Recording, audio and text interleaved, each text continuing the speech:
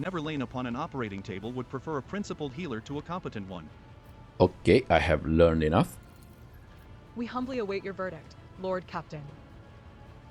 So my companion is within her rights to kill anyone on this ship. Her accuser, on the other hand, are not but dust.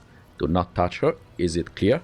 So Kibellah is not subject to ordinary justice. She serves the Emperor through death, and as such cannot be convicted for a death. The Furious clan will be awarded a generous indemnity for their loss to be paid by me. Furious deserve to die, and I am not going to punish Kibellah for that murder. As for his practice, they are henceforth banned on this ship. Okay, I find Kibellah guilty, but she will receive a more lenient penalty than death. A murder was committed. The punishment is that for that is clear. Let the law triumph. Commence preparation for the execution. No, Furious deserve to die, and I'm not going to punish Kibellah for that murder. Yep.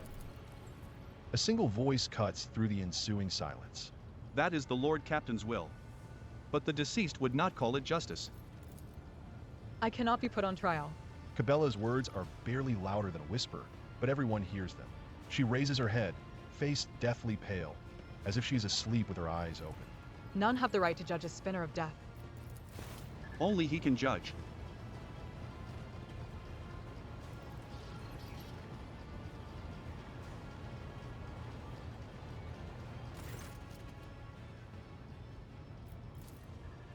Though the Vizier's eyes are sewn shut, one can still read the grief that permeates his wrinkled features.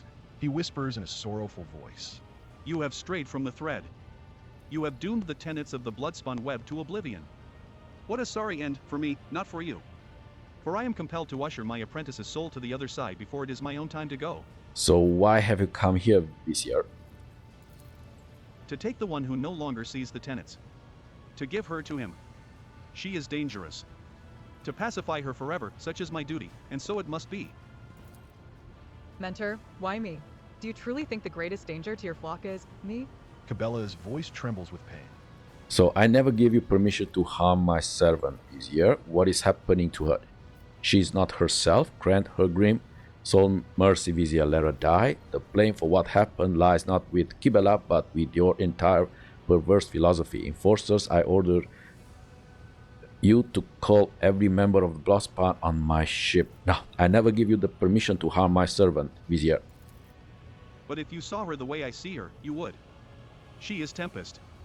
She is woe. You do not want this by your side, Daman. Believe me. Okay, what is happening to her? She is not herself. The second spinner is in the throes of a spiritual ailment that we called doubt. This most terrible ailment, though harmless to layfolk, is deadly to us. For a doubtful spinner will stray from their destined thread and into bloodthirsty madness. Doubt brings them to the undying one before their time. Our service is demanding. It requires clarity and a sense of purpose that she no longer possesses. Long have I sensed the seeds of anxiety in her, but I hoped her reason would prove stronger and prevail. Alas, now I see the mark of despondence on her. Alas, I know that I am not mistaken. There must be a way to help her. How would one heal the soul of another, Daman?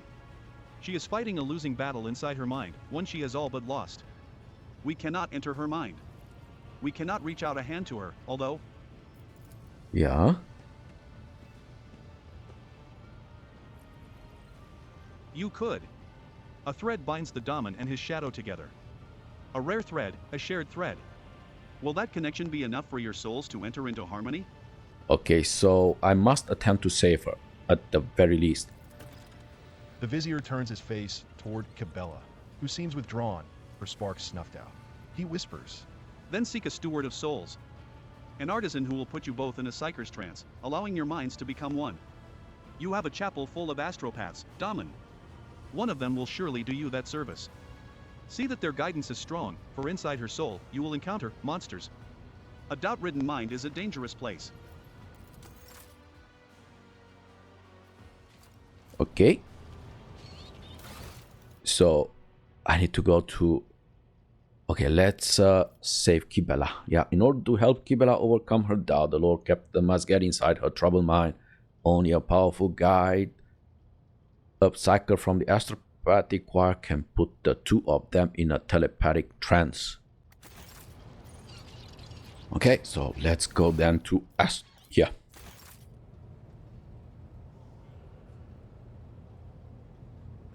I really, really hope I'm not gonna lose Kibellah.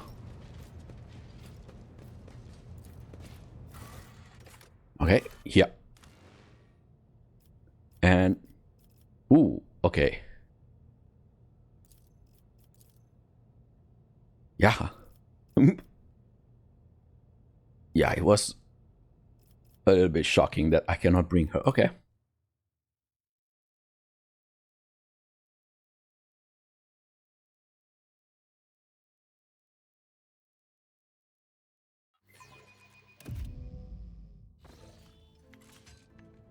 Okay, let's probably have to talk with someone over here. Won't tolerate weakness. Yeah, shall we talk with him? Yeah, let's talk with Vase. As you approach, the choir master's blindfold lights up with a bluish glow. Your lordship seldom comes here without a reason. How can I be of service to you today? So, how about your ghost, Vase? The choir master looks away, embarrassed. The mistakes of the past no longer haunt me, not in my dreams or in reality. But I still remember. I remember every single one of them. So can you put me in a trance with Kibellah? I need to get inside her mind. A synchronized trance is a complex telepathic practice. Things can go awry unless both participants trust each other and have a strong spiritual connection. However, I can sense that you do. I would be honored to be your guide during the ritual, Lord Captain. But remember, it is easy to get lost in another person's thoughts. And the fears of others, house monsters. Okay, I'm prepared for the risk. Put us in a trance. I will stay in the chapel, Rel, to hold a vigil in prayer.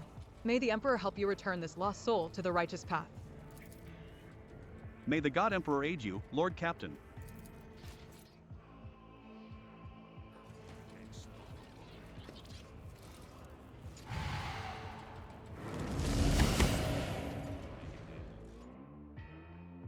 Okay. A shackled mind cannot comprehend the wisdom contained herein. Therefore repeat, He is death. Release your breath with each word. Cleanse your thoughts. He is death. Truth lies in death. Free your soul from the body's cage. Become nothing.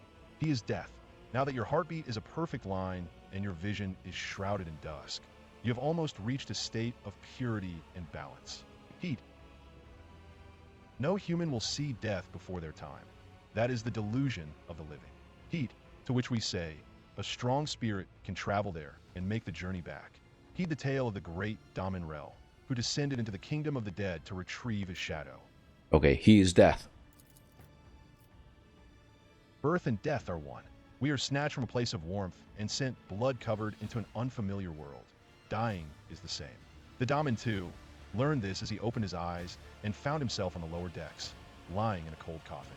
He beheld his ship drifting through nothingness, an adamantine giant's corpse, a skeleton moaning from the winds of entropy.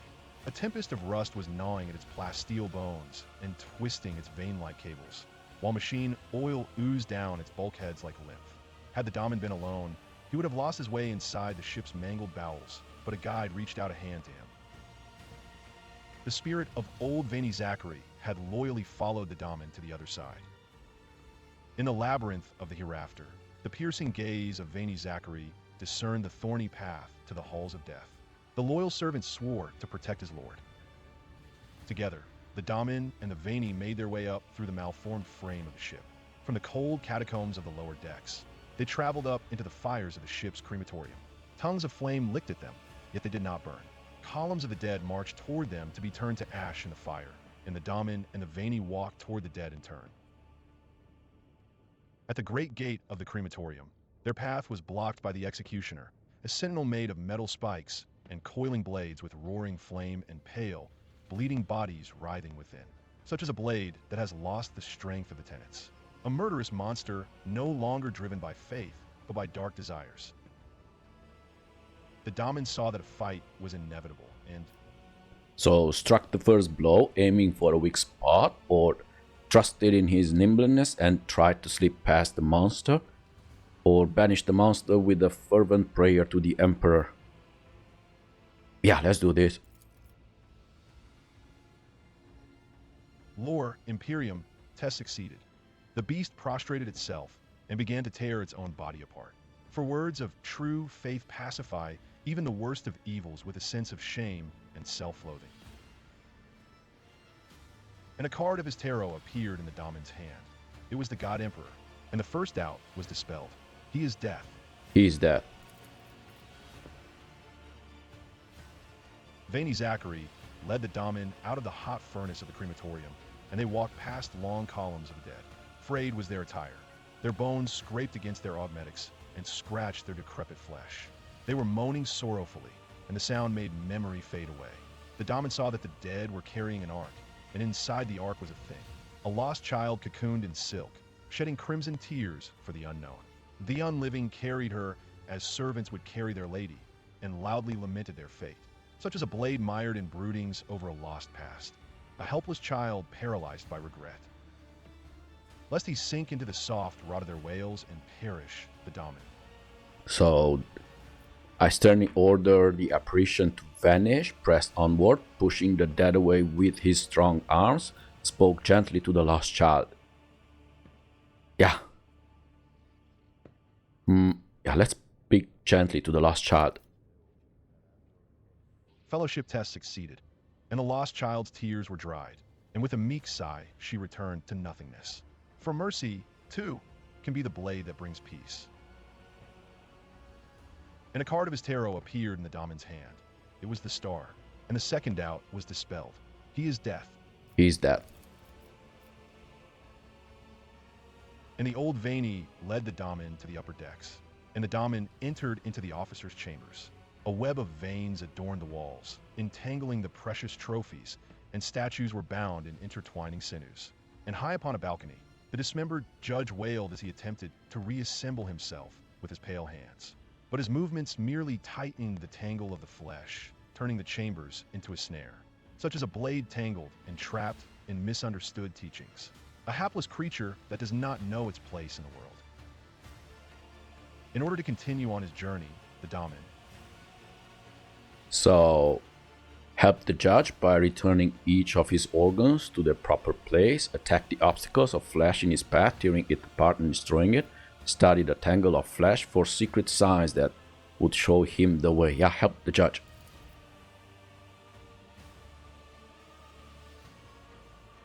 Logic test succeeded, and the judge became whole again and regained his comprehension of the world. For one who is wise can make whole what was broken.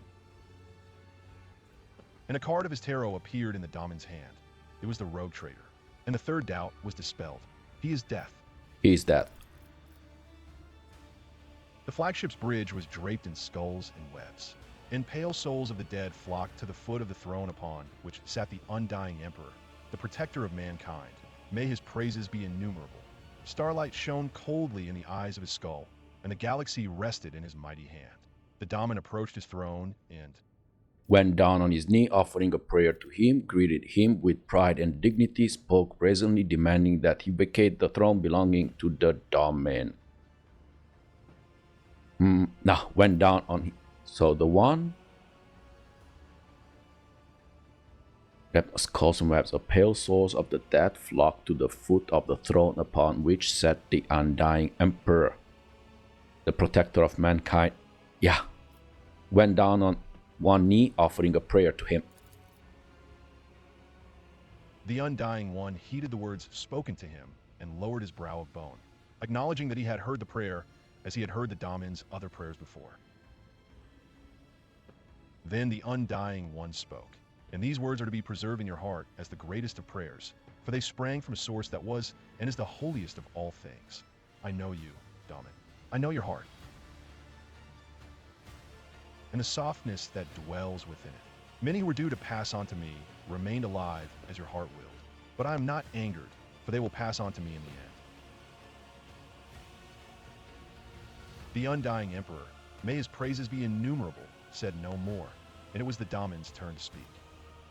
And speak the Daman's did, saying that he had come to find his shadow and rescue her. The skeletal fingers stirred, and the Daman's shadow loomed out of the darkness beside his throne. She was bound in black chains and asleep. The Undying One was silent. Now was the time to offer a payment, as death would give nothing away without payment in return. And the Daman promised the Undying One. So, Nomin promised the Undying One nothing, for everything in the world is nothing, and the Undying One himself is Lord of nothing. Self and his soul, the life of any calling themselves an enemy of the Undying One, that he would honor him with the sacrifice of myriad lives, radical. Yeah. Let's go, Iconoclast. Iconoclast plus 20. Those were true words. For everything is indeed nothing, and the Undying Emperor is Lord of nothing. For all things live only to turn to dust and death. The Damon's wisdom pleased the Undying One. Then the Undying Emperor leant over the Damon and drove a skeletal finger right into his heart. And he pulled at the scarlet thread of his soul, and the thread trembled, stretched to the limit. It was then that a revelation came to the Daman. A life must be paid for a life. And a name was revealed to him, Naaki Erebis. That was the life the Undying One demanded as payment. And the Daman. Okay, I agree to the price. Or should I refuse? Okay. An oath of blood was sworn, and the chains fell from the Daman's shadow. Yet she remained silent and motionless, for she saw no sense in leaving the halls of death. To which the Daman told her. So that her duty to the Undying One and the Domin had not yet been fulfilled? That in beholding death as one of the living, she had received a gift on unparalleled greatness? That her congregation was suffering without her protection and the Undying One's mercy?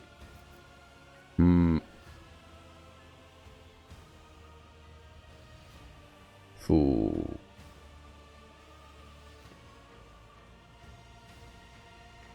That her duty to the Undying One and the Domin had not yet... Yeah, her duty to the Undying One and the Domin had not yet been fulfilled. And there was clarity in the Shadow's soul, and her eyes opened. Her doubt was banished, and she glimpsed the truth in her Lord's words. That her woes stem from her wavering faith, and that the Shadow must return to the thread of the web in order to do his bidding. He is death. He is death. The Daman and his Shadow left the bridge of the Undying Emperor. May his praises be innumerable, and their path was strewn with his tarot cards. Among them, the Daman saw the card of the Executioner, who carries out sentences and brings a violent end to that which he did not begin. Among them, the Daman saw the card of the Lost Child, who was torn from her roots and her support, but carries within her the still hidden seeds of a promise to recover them someday. Among them, the Daman saw the card of the Judge, who weighs and separates guilt from innocence and passes his verdict. And they descended into the lower bays, laid down in a stone coffin, and closed their eyes. And the Daman heard the Undying Emperor's voice promising they would meet again and soon. And thereupon their journey ended. And so it was that the Daman, having seen death before his due time, traveled there and back to bring us these tidings and wisdom. Be free of doubt as you walk along the threads of the Bloodspun Web, for those threads lead to him, as does all of existence. He is death. He is death. As the shock of another mind's jumbled thoughts stops constricting your throat, you find yourself staring at Kibellah's pale face. It has settled into a strange expression. So, I spoke to the Emperor. That was not the Emperor, Lord Captain. It was merely Mistress Kibellah's vision of him. A figment born out of her imagination. Alas, none among my fellows are powerful enough to bring you the voice of the protector of mankind. Okay, look at the choir master. Breathing heavily, the choir master covers his face and whispers. It is over, Lord Captain. We are in the world of flesh again. So, are you well, Kibellah? Do you remember what happened? How we met? Death? I remember, stumbling. I remember my doubt in the truth of the tenets throwing me off my feet. I remember deciding to kill, and not because I had heard his whisper, but because I deemed it to be right. Death whispered my name. For a spinner without a thread is like a sky without stars. They would drown in their own soul's darkness. But you have reminded me of who I am, and that my shameful weakness must be extinguished. Kibellah looks away. This Naaki Erebis is the payment the Undying One demands. The price of redemption. The price of freedom. Who is this person? Where are they from? I do not know. Help me find them, Daman. Your factotum oversees archives that contain many names. Let him find the one that death has spoken, and I will pay the price that was set. For I know, I feel with all my essence, the death of Naaki Erebis is the key, the answer to my questions. Okay, so yeah, let's go to Factorum.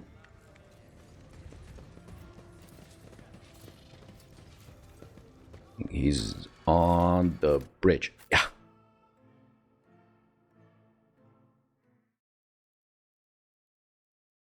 This is really interesting now.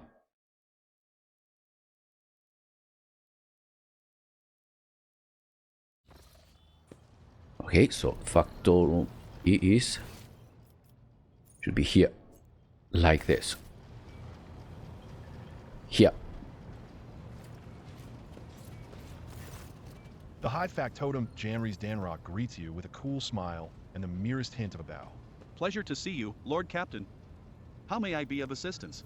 I must locate someone named Naaki Erebis. Find whatever information you can. Erebis, the clan name is familiar.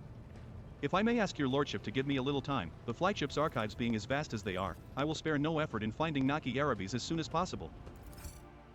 The High Factotum pokes a triumphant finger at the data slate. I found them, your lordship. The Erebis family are a lesser voidborn clan. They served in the boarding teams for many generations, spilling blood in the name of the dynasty. In the service of her ladyship Theodora, Erebis has displayed impeccable heroism on several occasions. Unfortunately, the clan was all but wiped out 2 decades ago during a confrontation with enemies of humanity. For their valor and sacrifice, Lady Theodora granted the surviving members of the clan noble estate privileges and the right to settle on the capital world. It is not common for a voidborn to settle on a planet. Gravity is merciless to the voidborn. But that does not mean they are incapable of adapting to it. Living on the capital world is a reward worth putting in the effort for. And what about Naaki Erebis? The name Naaki appears in reports. At least a dozen different women bore it over several centuries, but there is no data on any living person with that name. The head of the Erebis family will likely have more information about the past 2 decades of their clan's history on Dargonus. Okay, I must go to Dargonus. I will send the dynasty's representative on the capital world an instruction to summon the Erebis family to the palace. Okay. Enough questions, I shall return later. I shall await your instructions, Lord Captain. Who done? So, yeah, let's go. You know what? We're gonna go to Dargonus. This Kibellah story now, it's so interesting.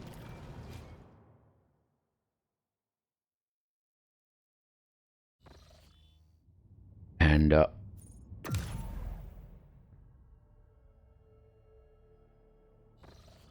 so we are here, Oribundus.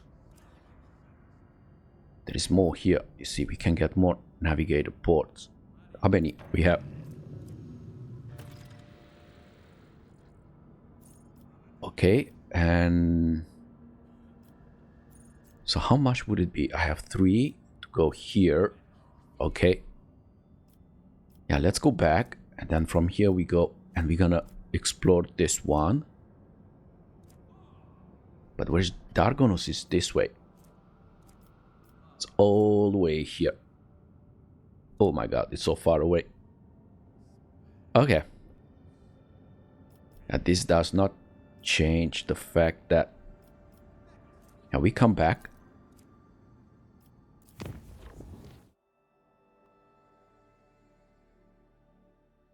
Uh-oh. Why did it change?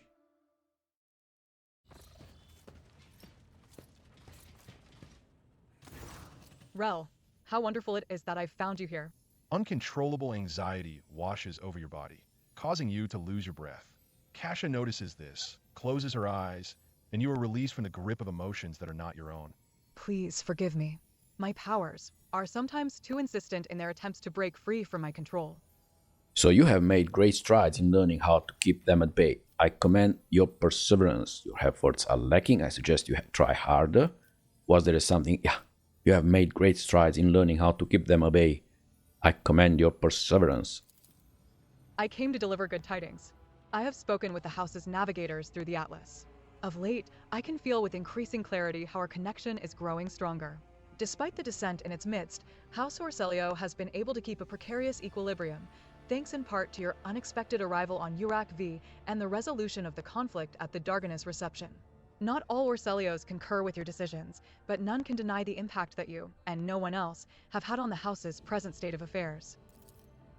Cassia nods gratefully, lowers her gaze, and clasps her hands together. There is more I wish to tell you. It is about the visions that I have come to experience at an increasing rate during warp jumps. The same visions come to me again and again and again. It is as if I am going mad.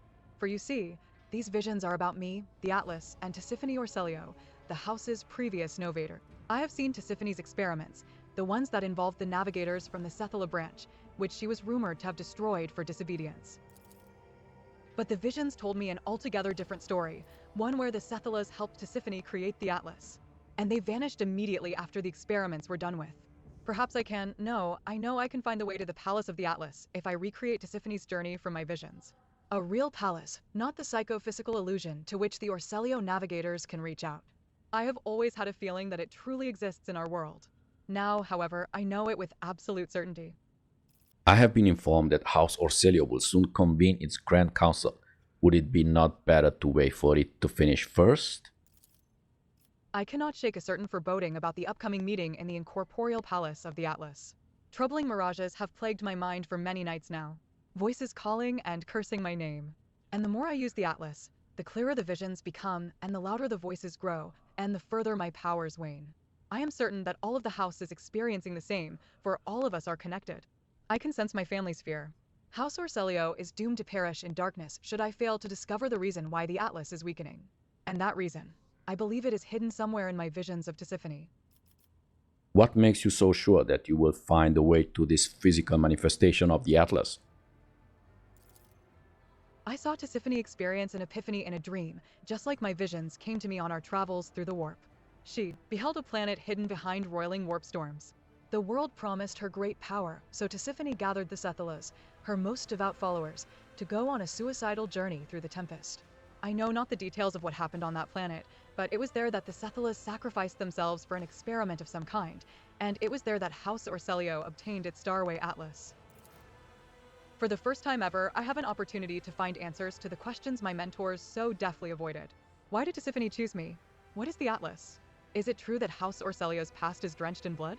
Please, Rel, do not snap this tautly drawn string of destiny, my destiny. Journey with me in Tisiphone's wake to the distant stars. And why, pray tell, should I go on this suicidal escapade to Throne knows where? No, I shall help you, Lady Cassia. I have had enough of navigator's troubles. Okay, I shall help you, Lady Cassia.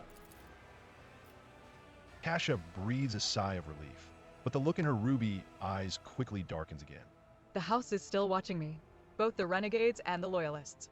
I doubt that any of them will agree even to a brief armistice, for the sake of learning the truth about the Atlas's origins. And I do not wish to see House Orsellio lose even one more life to another fratricidal skirmish. No, I shall go after the answers about our past on my own.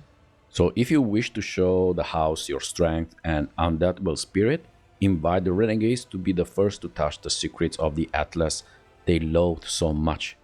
You are standing on the cusp of a great discovery for all the House of Orsellio. Inviting the regents seemed like the sensible thing to do. Then it is best that we go alone. Yeah, you are standing on the cusp of a great discovery for all House Orsellio. Inviting the regents seems like the sensible thing to do. I have already told you that I do not wish to imperil the Orsellio navigators further.